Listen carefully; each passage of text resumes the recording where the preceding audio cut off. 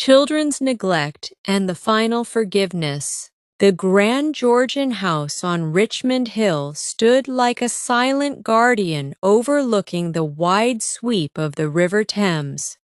Built in the late 1800s, its tall sash windows caught every change of light on the water, from the pale silver of winter mornings to the molten gold of summer evenings. For Harold Bennett, 78 years old and widowed for 6 years, the house had become both sanctuary and prison. Its high ceilings amplified the quiet until the silence itself felt loud. Harold had once filled these rooms with purpose. As headmaster of St. Mary's Secondary School in Twickenham for over 3 decades, he had brought home stories of students who needed extra help, staff room dramas, and the quiet satisfaction of watching young minds grow. His wife, Margaret, had been the heart of the home, baking Victoria sponge cakes that scented the entire kitchen, tending the rose garden with loving hands, and always leaving a light on for Harold no matter how late the governor's meetings ran. But Margaret had slipped away gently one autumn night in 2018, her hand in his as the monitors flatlined. After that, the house changed. Richard, their only son, had insisted Harold move into this larger property. "It's perfect, Dad. Plenty of space if we visit, a lovely garden, and close to us in Chiswick. Victoria and I will be here every weekend, I promise." Promises, Harold learned, were easy to make when life was busy. Richard Bennett, 46, had transformed his father's modest work ethic into something sharper and more ambitious. Bennett Holdings had grown from a small property firm into a major player in London's luxury development scene. Sleek riverside apartments in Battersea, penthouses in Nine Elms, boutique conversions in Shoreditch. Richard's name was whispered in boardrooms across the city.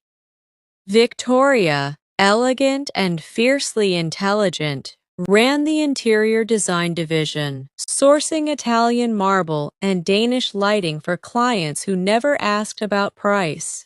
Their 2 children, Emily, 9, and Jack, 7, attended an elite preparatory school in Hammersmith. Their lives were scheduled with piano lessons, tennis coaching, Mandarin classes, and weekend riding in Richmond Park. Family dinners were rare. Weekends were often consumed by client entertainment or quick trips to their second home in the south of France. Harold never complained aloud.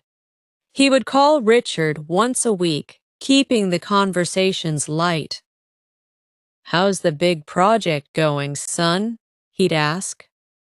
Richard's replies were always hurried but affectionate.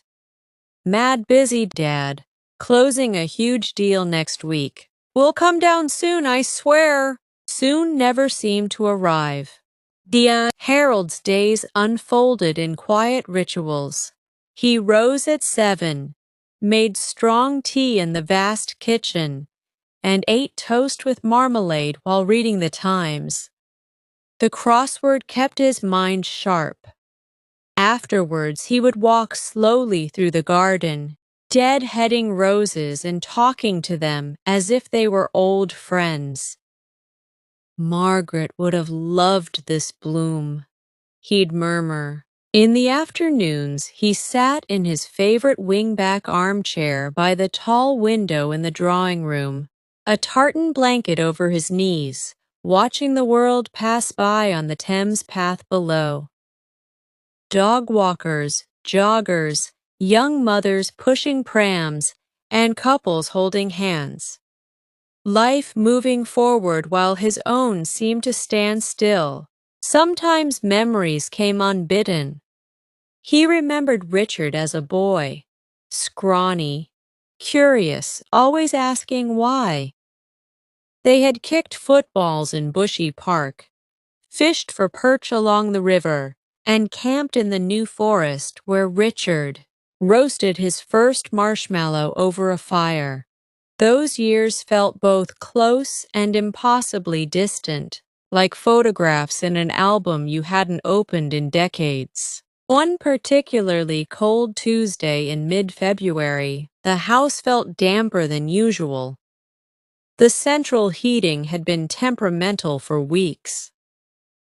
Harold shuffled across the hallway in his slippers, his right knee aching from the old football injury sustained in his 30s.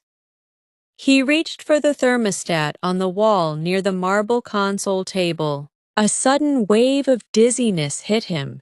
The room spun violently. His hand missed the wall. He fell hard, his hips smashing against the sharp edge of the table before his head struck the oak floor with a sickening thud. Pain bloomed like fire through his pelvis and leg. He cried out once, a hoarse, broken sound that echoed uselessly through the empty house. His phone was charging in the kitchen, out of reach. The grandfather clock ticked steadily. 10, 11, 12 o'clock. He lay there for hours, drifting in and out of consciousness. Cold seeped into his bones. He thought of Margaret. "I'm sorry, love," he whispered. "Should have asked for more help." He thought of Richard's childhood laughter, of tiny hands gripping his finger. Regret tasted bitter on his tongue. Mrs. Hargrove, the part-time cleaner, arrived at 2:30 as usual. Her scream when she found him cut through the silence like a siren. Richard was in the middle of a tense negotiation at the Shard when his mobile rang. The name Richmond Hospital flashed on the screen. He excused himself and stepped into the corridor, heart suddenly hammering. "Mr. Bennett, this is Dr. Annika Kaur from the emergency department. Your father has suffered a significant fall. He has a fractured hip, dehydration, mild concussion, and early signs of pneumonia from lying on the floor. We need to operate as soon as possible. Can you come immediately?" The words landed like punches. Richard gripped the glass railing, staring down at the tiny cars far below. "I'm on my way." He canceled the rest of his day with curt instructions to his assistant and drove west through crawling traffic. Guilt gnawed at him with every red light. How long had Dad been lying there? Why hadn't he installed one of those emergency alert systems? Why hadn't he visited last weekend instead of taking clients to Wentworth Golf Course? Victoria was in Milan. He sent her a short voice note. "Dad's in hospital. Bad fall. Call me when you can." When he finally reached the ward, Dr. Kaur met him with professional calm. "He's been asking for you. Surgery is scheduled for this evening. He's frail, Mr. Bennett. We're doing everything we can." Richard entered the side room. The sight of his father, pale face against white sheets, oxygen tubes in his nose, monitors beeping, nearly broke him. Harold's eyes fluttered open. "Richard," he said, voice weak but warm. "Dad." Richard sank into the chair beside the bed and took his father's hand. The skin was cool and fragile, veins prominent. Tears he hadn't allowed himself in years burned behind his eyes. "I'm so sorry. I should have been there. I should have checked on you more. This is my fault." Harold squeezed his hand with surprising strength. For several minutes they simply sat together, father and son, the machines filling the silence. When Harold spoke again, his voice was steady. You came. That's what matters now. Richard shook his head, voice cracking. I've been terrible. The business, the travel, the kids' schedules. I kept telling myself you were fine, that you understood, but you were alone in that big house. Mum would never forgive me. A faint smile touched Harold's lips. Your mother forgave easily. She was better at it than I ever was. Richard poured out his regrets. Missed birthdays, canceled lunches, the way he had reduced their relationship to quick phone calls and bank transfers for bills.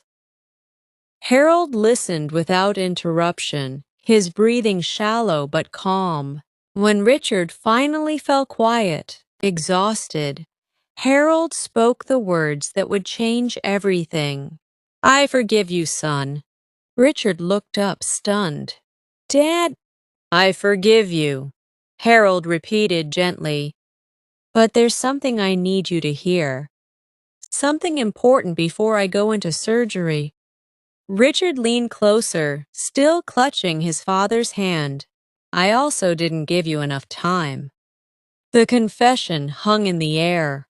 Richard stared, confused and moved. When you were a boy, Harold continued, I was so determined to be the best headmaster.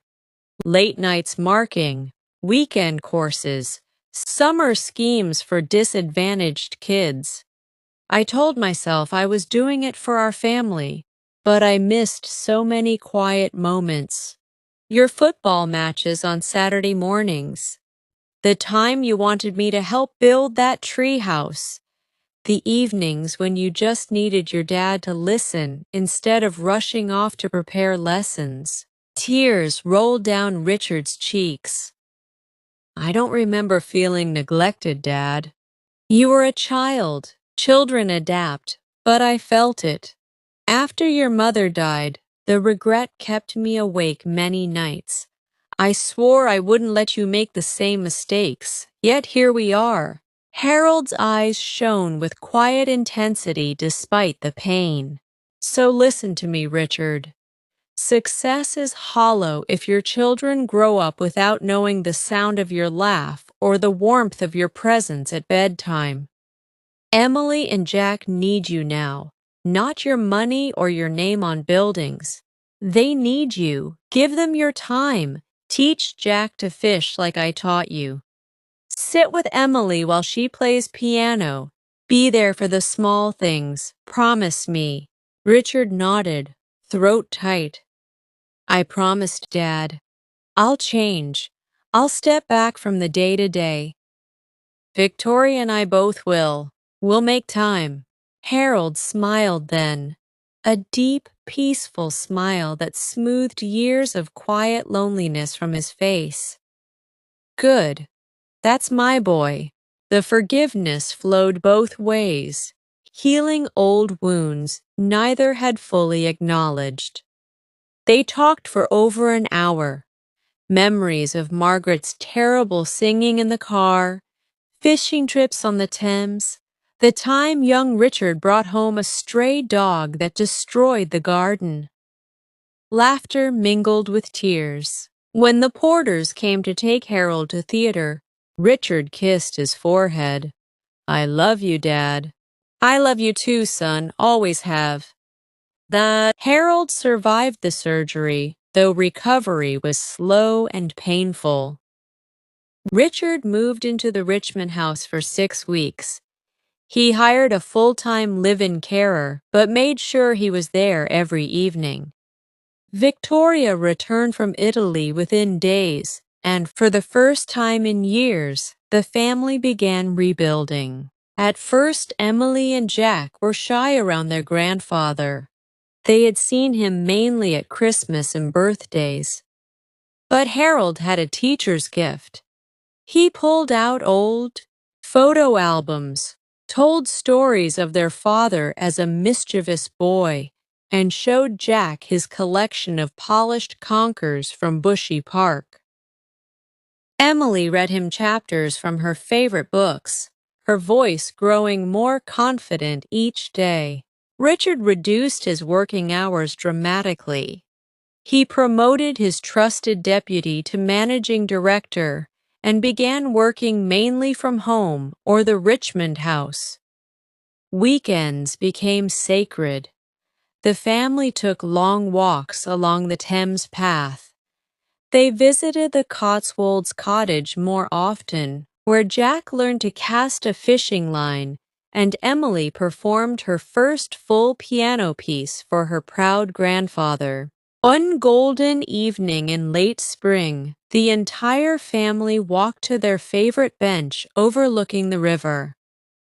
Harold moved carefully with a walker, but his spirit was lighter than it had been in years. Richard held one arm, Emily the other.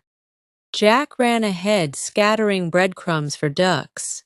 "I can't believe how much I missed," Richard said quietly to his father as they sat down. "The kids are different when I'm actually present, more relaxed, happier." Harold nodded. "Time is the only currency that truly matters. Spend it wisely." They watched the sunset, turning the Thames into liquid copper. Harold closed his eyes, breathing in the fresh air, the voices of his grandchildren, and the steady presence of his son beside him. The peace he felt was profound, the kind that comes when old regrets are finally laid to rest. Harold lived 2 more good years. He saw Emily perform in her school play, watched Jack score his first goal in football, and celebrated Richard and Victoria's renewed marriage with quiet pride. When his time came, it was peaceful. He passed in his armchair by the window, Margaret's old shawl across his lap, with Richard holding his hand and the sound of children playing in the garden beyond. At the funeral, in the beautiful old church in Twickenham, Richard stood to speak. His voice was steady. "My father taught generations of children, but his greatest lesson came near the end of his life. He taught me that no amount of success can replace being present for the people you love. He forgave me for my neglect, and in doing so, gave me the chance to forgive myself and become a better father. Thank you, Dad. We'll carry your lesson forward." After the service, the family walked together along the river path.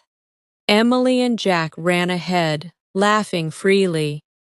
Richard and Victoria followed arm in arm. The house on Richmond Hill would soon echo with new life. Family dinners, grandchildren's sleepovers, and the warmth that had been missing for too long. True forgiveness, Richard realized, does not erase the past. It redeems it. It turns regret into resolve and loneliness into legacy. And so the Bennett family began again, richer not in property, but in time well spent. Closing note. Good luck on your journey with family, forgiveness, and making time for what truly matters. Cherish every moment you have with your loved ones. If you enjoyed this story, stay on this channel for more heartfelt tales, and don't forget to subscribe for weekly updates. Your support means the world. Take care.